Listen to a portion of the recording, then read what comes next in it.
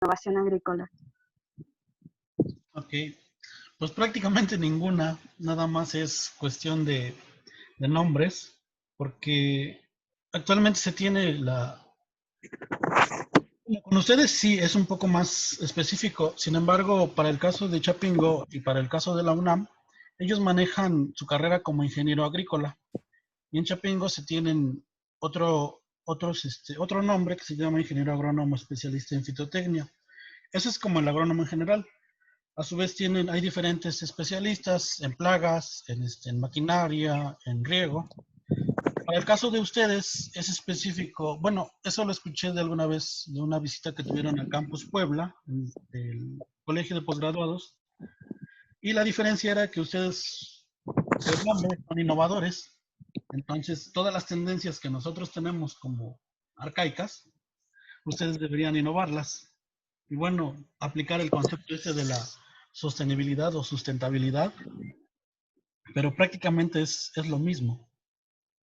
Bueno, no sé si se dio cuenta de nuestra retícula, pero pues yo me di cuenta que en realidad, o sea, como usted dice, en realidad no llevamos, no sé, una materia que se diferencie de las otras. Mm, Mm, pues no, pero Entonces, no creo que eso sea una limitante, porque actualmente pues el campo laboral es lo que está, como les mencionaba, los nuevos casos o las nuevas oportunidades, es cuestión ya meramente personal de adquirir esos conocimientos y de, no sé, pensar en tal vez en una maestría o una especialización y ya hacer más uso de lo que es la innovación agrícola y aplicando o más bien respetando este concepto tan rebuscado de la sostenibilidad o la sustentabilidad. sí, gracias. Bueno, ¿alguna otra pregunta? Sí, a mí me gustaría preguntar, bueno, vimos varias situaciones en las que se podría aplicar las matemáticas en la agricultura, enfermedades, plagas y todo eso, pero podemos calcular el desgaste del suelo con integrales o con alguna otra utilización matemática. Y si se puede, como les decía, todo está sujeto a medición y por lo tanto se pueden crear o utilizar este tipo de herramientas. Hablamos de matemáticas, hablamos también de la estadística y se pueden conjuntar. Sin embargo, esto se hace a nivel experimental, pues implica ya controlar algunos factores y plantearse objetivos para desarrollar estos experimentos. Gracias. Esto está relacionado más que nada, como mencionabas, a la parte del suelo. Está mencionado una parte específica que se llama física de suelos y física y química de suelos, en los cuales se pueden emplear diferentes. También hay herramientas que pueden ustedes medir, no sé, densidad aparente, el tamaño de las estructuras, tal vez, del suelo, y sí, sí se puede aplicar la ciencia.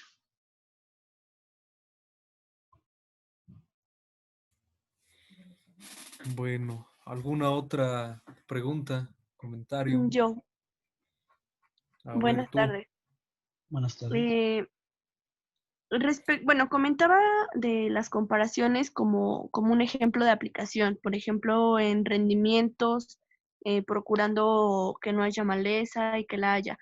En este caso, y concordé a la sesión, que, que pues como bien dice su título, habla del uso del cálculo. ¿Cómo podríamos implementarlo? O sea, ¿hay una forma de que nosotros formulemos alguna, por ejemplo, alguna integral, em, de que a partir de un área podamos hacer esas comparaciones? No sé.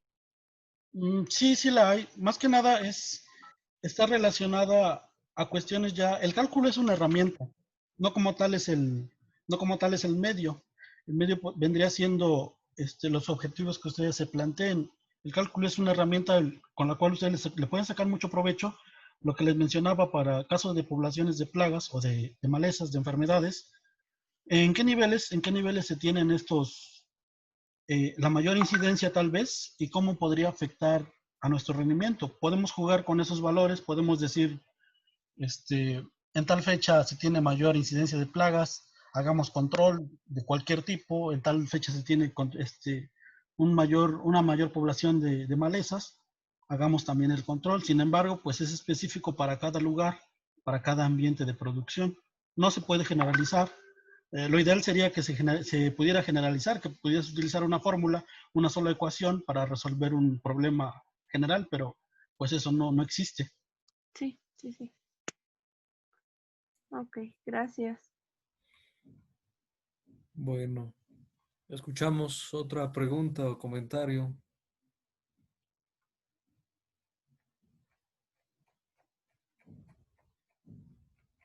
¿Ya no hay más? Raúl Díaz, te escuchamos. Así, buenas tardes. Más que nada, pues yo pertenezco a la carrera de Ingeniería Informática. Pues mi duda sería de cuántas plagas, puede llegar a atacar un cultivo o solo es una plaga específica cuando cultivas o algo así.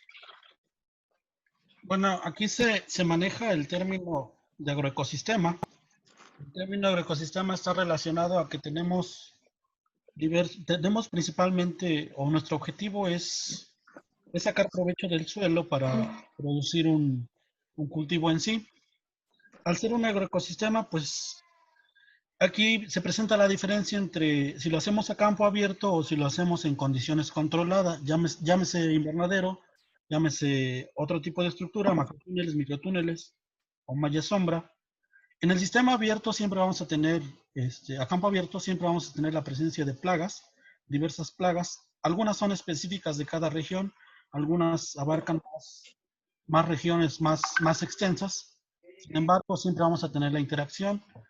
Ahí entra el concepto biológico de diferentes, bueno, se me olvidó el nombre.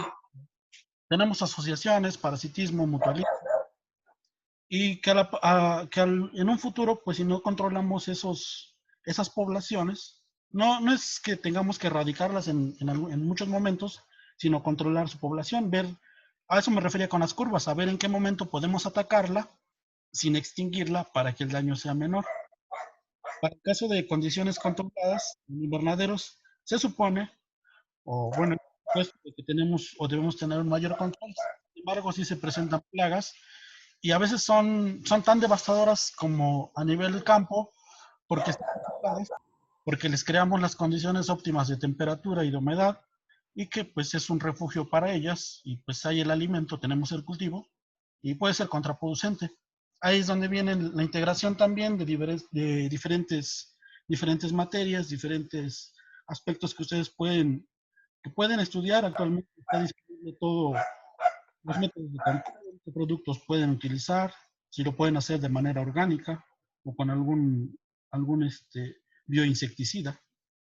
Pero sí, no son específicas de un lugar en algunas ocasiones y pueden atacar muchísimas.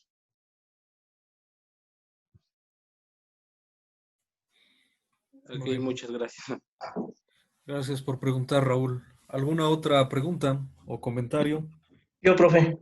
Órale, a ver, Ricardo ganó. Bueno, buenas tardes, ingeniero. Pues lo que yo quiero saber, el sistema de dispersión, ¿qué tanta cantidad se debe insertar? Bueno, ¿qué tanta agua se debe insertar el agua al chile serrano? Es que yo a veces, bueno, yo uso el sistema de dispersión, pero en forma empírica, pero en vez ya uso demasiada agua, se me cosen las raíces. Y es lo que yo quiero saber, ¿qué cálculo debo yo utilizar? Esos son cálculos, ahí viene la aplicación del cálculo, son más específicos. Sin embargo, por lo que he visto, se utiliza más el riego por goteo. No sé si has escuchado sobre ese, que son cintillas. Sí. A diferencia de aspersión, pues bueno, tienes un menor impacto en y daño por raíces, y te ahorras no recuerdo el porcentaje exacto de agua, pero es más ahorrador de agua que con un riego por aspersión. Las cantidades tendrían que ser, muchas veces se manejan tablas donde calculas el coeficiente de cultivo y qué temperatura tienes. Sin embargo, es específico para cada región. Y otras cuestiones, lo que decía anteriormente, es cuestión de práctica, cuestión de experiencia. Tú como productor, pues también puedes ver ese efecto que tiene, qué tiempo riegas y en qué, también el momento del día influye. Pero sí hay formas de saberlo mediante tablas de consumo de agua. Sí, pero eso también tiene que ver con la erosión del suelo, ¿no? Más que nada con la capacidad que tiene el suelo de almacenar agua. Oh, ya. Y otra también de la cantidad para los agroquímicos. Es que hay veces que yo uso lo que, no, bueno, a veces yo veo en la tienda de agroquímicos y le pregunto al agrónomo y me dice que esa tal cantidad tengo que utilizar para el agroquímico, pero hay veces que las hojas se me enchinan. Sí, eso pues sí se debe también muchas veces tiene que ver la hora del día en que aplicas el producto. Hay ¿Sí? veces que las dos.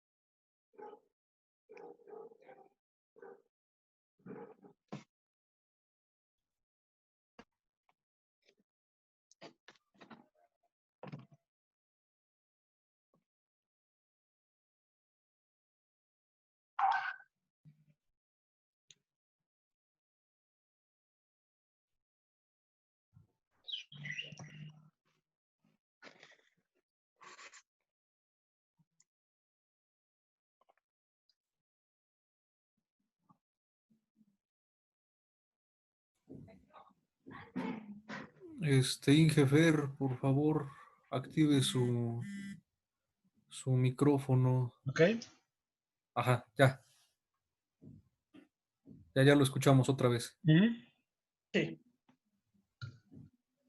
Sí, eso sería esa parte, ¿no? De no dejarnos llevar también por las recomendaciones y ser más críticos en la cuestión de qué dosis vamos a manejar. Oye, sí, está bien. Gracias. ¿Alguna otra pregunta? Yo, profe. A ver, tu alumna. Buenas tardes, ingeniero. Mi pregunta es si debido a nuestra carrera existe o puede existir alguna ligadura con la ganadería y bueno, si existiera, ¿cómo se aplicaría el cálculo ahí? Como tal, como ganadería, la carrera al parecer no está ligada directamente. Es más con la actividad del campo. En ese caso, para ganadería, realmente desconozco mucho, pero lo que más se utiliza es el consumo de los animales. ¿Qué tanto de alimento consumen? Es lo mismo que estamos platicando referente a plantas.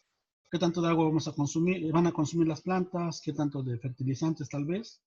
¿O qué tanto de luz si tenemos cubiertas? Para el caso de animales, pues bueno, puede ser, no sé, el consumo de alimentos, el consumo de sí, de forrajes en sí. Yo me refería a que, por ejemplo, si podríamos ocupar, no sé, el estiércol para obtener una agricultura orgánica. Efectivamente, es lo que se utiliza como residuos para, para ingresar a estos sistemas orgánicos que le llama. Ok, gracias. Bueno, ¿otra pregunta? Sí. ¿Dudas? Yo levanté la mano. Ah, perdón. Erika o Bueno, Jocelyn. ahorita que comentó mi compañera acerca del estiércol, no sé, en algún momento nos comentaban que si, por ejemplo, el ganado, no sé, caballo, vaca o no sé, eh, consume alimentos por procesados, su estiércol ya no funciona para llevar un cultivo orgánico. ¿Cómo interviene eso? En ese aspecto es más relacionado al trato que tú le des en este caso al estiércol, más que nada al tiempo que lleven en el proceso de compostaje, que por poner un ejemplo, No tanto el origen, sino el método que tú, o el tiempo que tú hagas ese compostaje y que se genere lo que es la mineralización. Hay casos muy específicos en los cuales se tienen presencia en nutrición le llaman metales pesados, que eso sí puede ser nocivo para la agricultura, sea o no sea orgánica, puede ser nocivo porque al final somos consumidores y las plantas pueden ser dañadas por estos elementos pesados. Ok, gracias. Bueno, aquí en el chat, Sánchez G comenta, complementando lo del Inge Fernando, no se consideran plagas hasta que hay muchas y en abundancia y su número es mucho mayor, pero si son pocas no se consideran plagas. Bueno, es el comentario que nos deja ahí en el chat. ¿Alguna otra pregunta? Sí. A ver, te Bueno, escuchamos. supongamos que tú eres un productor y, bueno, ¿qué pasaría? Bueno, ¿sería bueno manejarlo de forma orgánica? Bueno, ¿no habría pérdidas económicas? Así. Pues hay estudios y realmente son tendencias o sistemas, como llamábamos al principio, sistemas de producción. Esto está más encaminado hacia el mercado o la gente que a ti te va a comprar. En un principio, cuando manejaban los sistemas orgánicos, recuerdo que platicaban acerca de que el cultivo del café fue el primer producto orgánico. No tengo la certeza si así lo fue, pero decían que así fue con el caso del cultivo de café era orgánico. ¿Por qué? Porque los productores no aplicaban fertilizantes, no realizaban limpieza de malezas, no aplicaban ningún tipo de producto contra plagas y enfermedades. Y por lo tanto, pues como tenían menos control de ciertos factores, de plagas, enfermedades y de malezas, pues los rendimientos serán menores. Actualmente la tendencia de la agricultura orgánica es pues generar las dosis de abonos, en este caso, para que sean realmente competitivos a nivel rendimiento con los sistemas convencionales. Es ahí donde entra nuestra labor como ingenieros, tal vez, de generar paquetes tecnológicos que puedan alcanzar esos rendimientos. Ajá, es que era eso, o sea, bueno, he visto que dicen que si tú siembras de forma orgánica, principalmente tienes pérdidas económicas y el tiempo en que crecen las plantas, pues es más tardado. No, son ideas realmente un poco obsoletas, porque los paquetes existen actualmente, existen empresas que fabrican abonos orgánicos que están al nivel de los fertilizantes sintéticos. Entonces, más que nada es el desarrollo de las tecnologías de compostaje o de mayor eficiencia de uso de los recursos. Obviamente, vamos a tener mayor uso de insumos. Por ejemplo, si tenemos, no sé, si queremos aplicar una fertilización con nitrógeno, si lo hacemos con uno sintético, vamos a ocupar, no sé, cierta cantidad más pequeña que si lo hacemos de manera orgánica. Vamos a ocupar tal vez más estiércol, más composta o más abono en general. Sin embargo, si hacemos un buen manejo, si hacemos los cálculos correspondientes, pues los rendimientos van a ser equiparables con los de cuando usamos los fertilizantes sintéticos. Pero siempre es mejor natural que lo químico. Pues ese también es un tema de debate. Actualmente no, está relacionado más al mercado al que va dirigido. Eso no se puede asegurar, es tema de controversia, también como el uso de los transgénicos o el no uso de transgénicos. Es tema de discusión.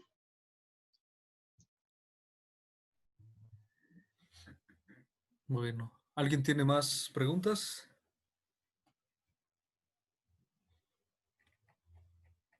Ya no. Nadie más levanta la mano. Raúl, otra vez, te escuchamos. Sí, una pregunta, ¿también utilizan para los sistemas de riego contenedores específicos o puede ser cualquiera? Para el caso del sistema que le llaman sistema de fertirrigación, que se hace a veces por aspersión y por goteo, se utilizan como se utilizan fertilizantes solubles en agua, se utilizan al menos 2 o 3 contenedores porque podemos tener problemas con la sedimentación, que algunos fertilizantes no se pueden mezclar porque se precipitan, perdón, se hacen piedra. Ah, ok. Gracias. Bueno, a ver, Sánchez González también levantó la mano. Bueno, es una pregunta más que nada de dónde es más recomendable y en qué temporada sembrar el habanero chocolate. ¿El cuál? Perdón. Habanero chocolate, es una variación de habanero. Pues no había escuchado de ese tipo de cultivo, la verdad. No te podría decir. Bueno, Bueno, ¿alguien más?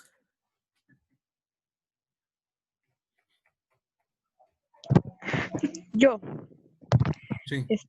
mm, me desconecté un ratito, entonces no sé si ya preguntaron algo parecido similar, pero yo quisiera que nos platicara o que nos comentara así de manera breve sobre la simulación que trabajó, ya que, bueno, en esta reunión hay chicos de informática, entonces quisiera ver que nos platicara un poquito sobre la simulación que realizó en su trabajo de tesis.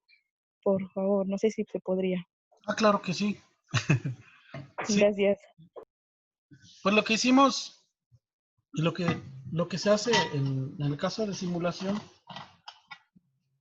junto con otra compañera que trabaja el aspecto forestal, es la utilización de bases de datos. Bueno, en ese caso me parece que reunió alrededor de 3.000 datos referentes a diversos ambientes de producción o de crecimiento de ciertos árboles. Actualmente lo que está haciendo está determinando qué impacto tiene el cambio climático, el aumento de la temperatura, con esos datos. Tiene datos de crecimiento de árboles en diferentes altitudes. Entonces está buscando la manera de explicar qué efecto tiene el cambio climático en el crecimiento de los anillos, le llaman ellos, los forestales, en el crecimiento del tallo de los árboles. Para mi caso fue colectar igual datos, sin embargo fueron menos, fueron alrededor de 750 datos de diferentes experimentos en donde se cultivó maíz.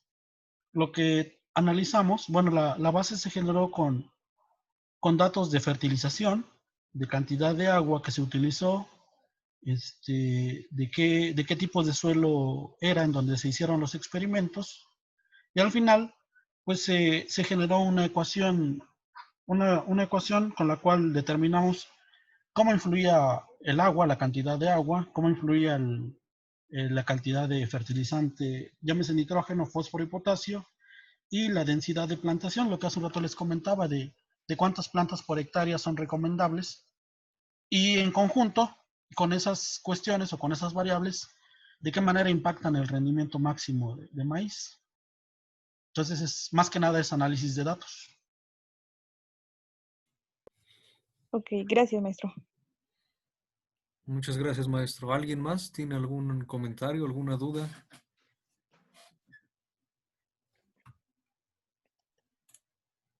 Bueno, parece que nadie más. Yo Yo, también profe, tenía. Ah, bueno, Ricardo. bueno, tengo una pregunta. ¿Cómo influye la termodinámica en la composta? Está más que nada influye en la cantidad de días. Bueno, nosotros o ustedes lo miden por días que requiere una composta para que trabaje este proceso de mineralización. Entonces, actualmente se hace al ojo, lo que les comentaba anteriormente, que lo hace uno de manera empírica, pues dices, no, pues vamos a checar si la composta ya está buena, si ya está hecha o mineralizada. Color igual. Pero en realidad, pues lo que está influyendo ahí es la temperatura que ha hecho, bueno, que se obtiene en ese ambiente, en ese pequeño, si es una composta pequeña o grande, en ese espacio.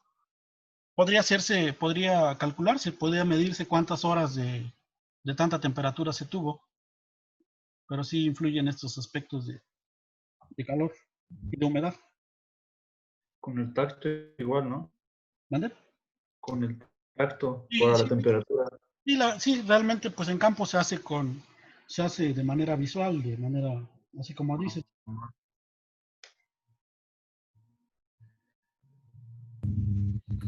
Yo tengo otra duda. ¿Qué pasó, Erika?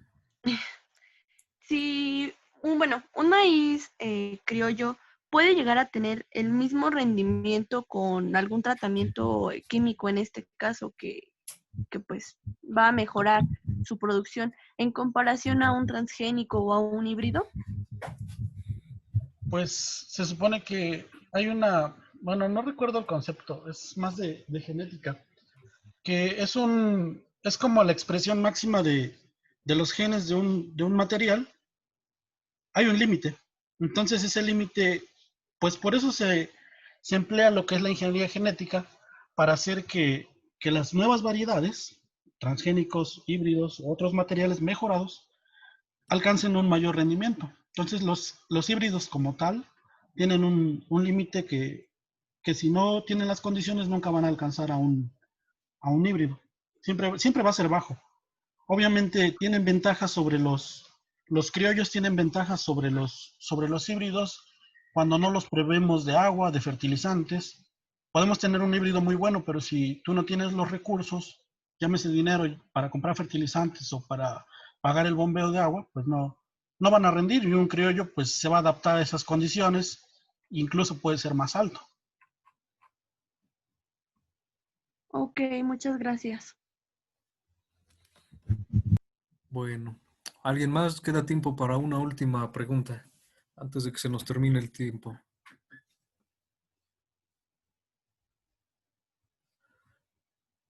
¿Ya no? Sí. A ver. Bueno, usted comentaba que se supone que nosotros podemos trabajar en muchas áreas. Me imagino que también, bueno, como usted es ingeniero agrónomo, nosotros también podemos trabajar en esas áreas. Claro que sí. Bueno, un consejo es que ustedes definieran tienen oportunidades académicas como son el servicio social y la residencia o estancia profesional, en donde ustedes pueden elegir al lugar que se van a ir, pueden elegir el tema o el cultivo con el que van a trabajar y a partir de ahí crear cierta especialización en un ámbito. Pueden trabajar en proyectos, pueden trabajar en el sector público, en el sector privado. La verdad es un campo muy, muy amplio que ustedes pueden hacer, pero sí es cuestión personal de cómo se desarrollen, qué metas tengan a corto, mediano y largo plazo y las ganas que le echen. Sí. Gracias. Bueno, pues muchas gracias, maestro Fernando. Es bastante interesante lo que platicó hoy con nosotros. También tenía dudas acerca de su simulación. Yo también quería preguntar. eh, creo, creo que es una de las partes que se deja de lado. Yo he comentado con los chavos de innovación, con los de informática, en general ahí en el TEC, la parte fea de matemáticas, física y química nos aleja o nos hace que dejemos de hacer un trabajo un poco más formal. O sea, yo he visto artículos de que hacen simulaciones de cultivos de chiles, de otras cosas, pero del sur, por ejemplo, en Venezuela, Perú, todos esos lados. El de México he encontrado muy pocos. Creo que ahí, no sé si ya actualmente haya más, pero creo que ahí hay una buena chamba para los ingenieros agrónomos. La parte de estadística que menciona usted, o sea, el procesamiento de datos, toda esa parte, pues ahí detrás de todo eso está metido el cálculo. O sea, el análisis de curvas, mencionó que establecieron una función con los datos que tenían. Todo eso es cálculo diferencial, cálculo integral, ahí están las matemáticas. Bueno, no nos queda más que agradecerle, maestro, por su valiosa participación. Les agradezco también a los chavos que se conectaron, a los demás compañeros de la academia, que estuvimos aquí conectados. Y les adelanto, para el día martes tenemos planeado que haya una sesión acerca de física médica. Entonces también para que nos platiquen de algunos algoritmos que utilizan ahí. Si les interesa, pues los esperamos el día martes. Me parece que va a ser a las 12. Nosotros un día antes les mandamos la invitación para que se conecten. Y pues de nuevo le agradezco, maestro. Gracias a ustedes. Y entonces pues damos por terminada la sesión y nos estamos viendo o escuchando en la siguiente, por favor. Hasta Siguiente luego. semana. ¿Sí? Gracias. Gracias.